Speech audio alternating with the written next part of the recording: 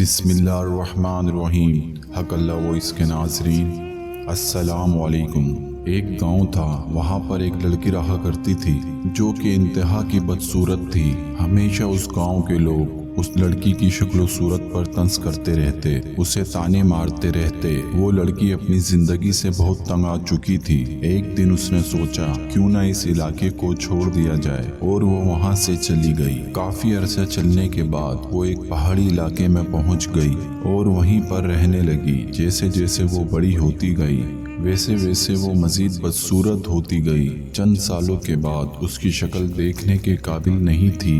جو بھی اس کو دیکھتا وہ ڈر جاتا تھا۔ وہ جس پہاڑی علاقے میں رہتی تھی وہیں سے اس کے گاؤں میں ایک راستہ بھی جاتا تھا۔ اس نے سوچا کہ کیوں نہ میں اپنے گاؤں والوں سے اپنی بے عزتی کا انتقام لے لوں۔ اب وہ وہیں بیٹھ گئی اور ہر آنے جانے والے مسافر کو ڈرانے لگ گئی۔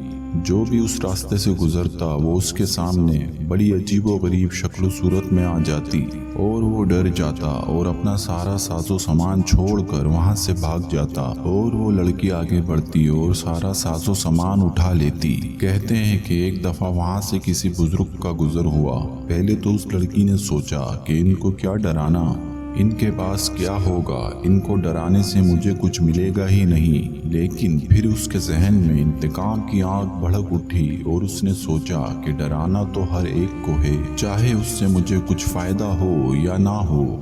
جیسے ہی وہ بزرگ پہاڑی علاقے کے قریب آئے تو وہ لڑکی ایک عجیب و غریب شکل بنا کر چڑیل کے روپ میں ان بزرگ کے سامنے آ گئی۔ لیکن وہ بزرگ کہاں ڈرنے والا تھا۔ اس نے پوچھا کہ تم کون ہو؟ تو اس لڑکی نے بھیانک آواز میں جواب دیا کہ میں چڑیل ہوں اور یہ علاقہ میرا ہے۔ تم میرے علاقے میں میری اجازت کے بغیر آ گیا ہے۔ اب جو کچھ تمہارے پاس ہے وہ میں لے لوں گی اور تمہیں بھی مار دوں گی۔ بزرگ فرمانے لگے کہ میں تو ایک مسافر ہوں اور یہاں سے گزرنے لگا ہوں، میں تمہاری زمینوں پہ قبضہ کرنے نہیں آیا۔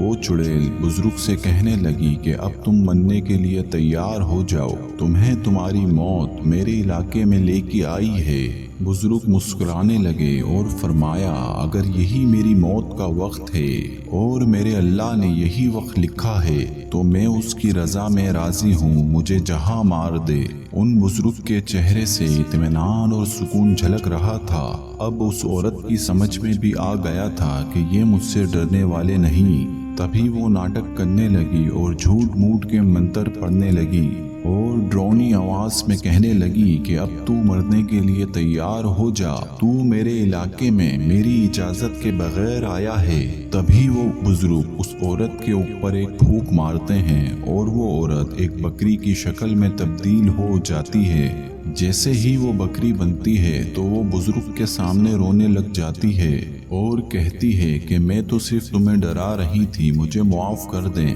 تو بزرگ فرمانے لگے کیا پہلے بھی تم اس طرح لوگوں کو ڈراتی ہو؟